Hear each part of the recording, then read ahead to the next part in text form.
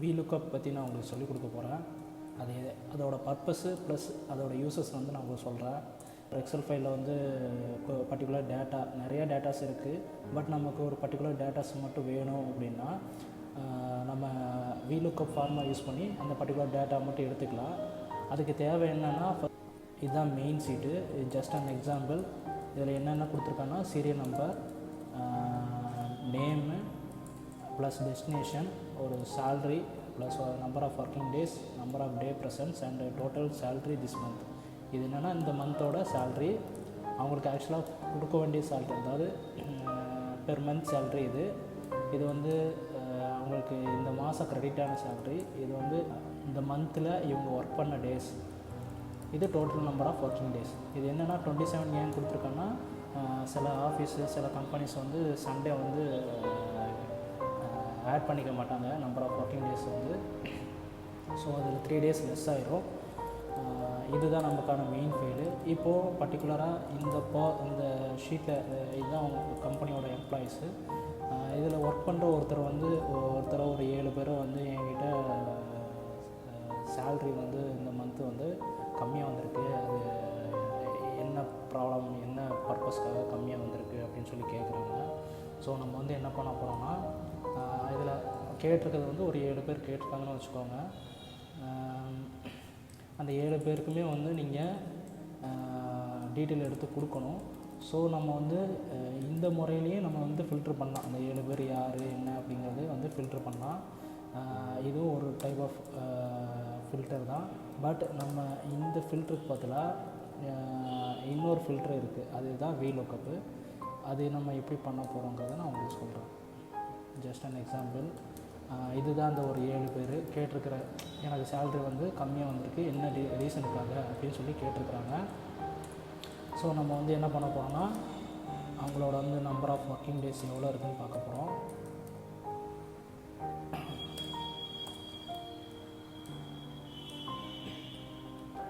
Number of day presence எவ்வளோ இருக்குதுன்னு பார்க்க போகிறோம். Number of day presence in work. ஓகேவா? ப்ளஸ் வந்து அவங்களோட சேல்ரி, அதுக்கான சேல்ரி.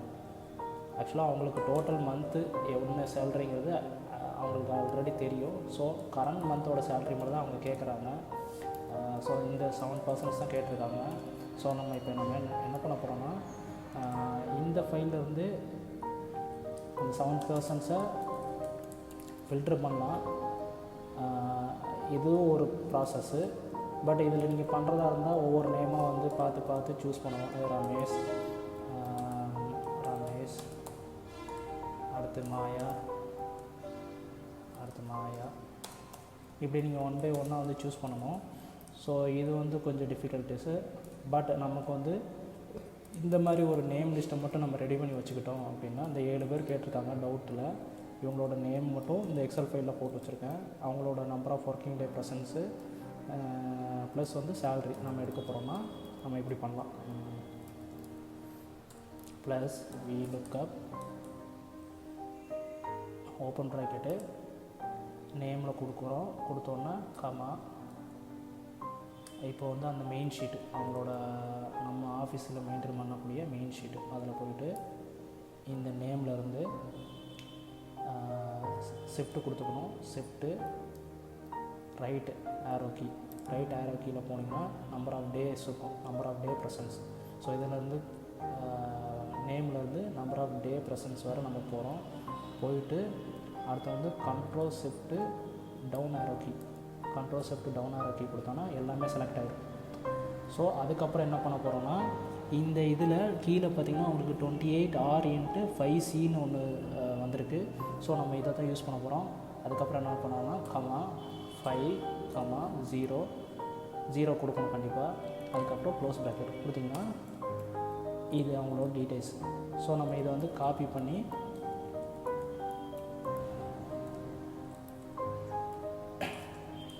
பேஸ்ட் பண்ணோன்னா அவங்களோட டோட்டல் மந்த்து, இந்த மந்தில் அவங்க ஆஃபீஸ்க்கு வந்த டேஸ் வந்து நம்ம எடுத்துக்கலாம். ஸோ இதுதான் ஃபார்முலா.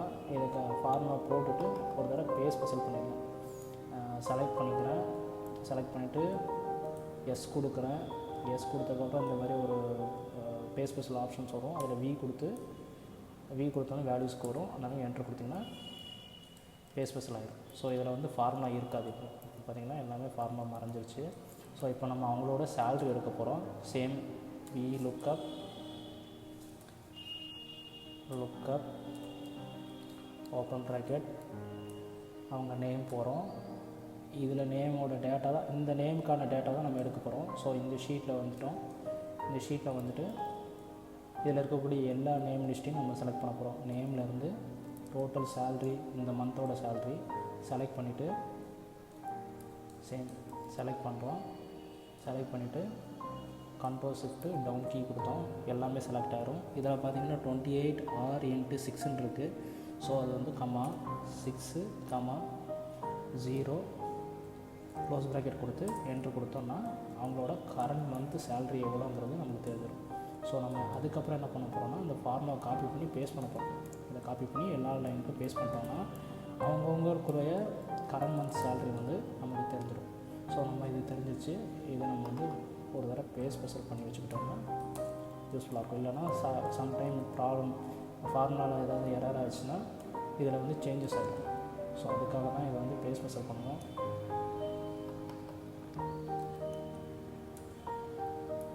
பேஸ்ட் ஸ்பெஷல் பண்ணிட்டோம்னா கரெக்டாக. ஸோ இதுதான் vlookup பர்பஸு.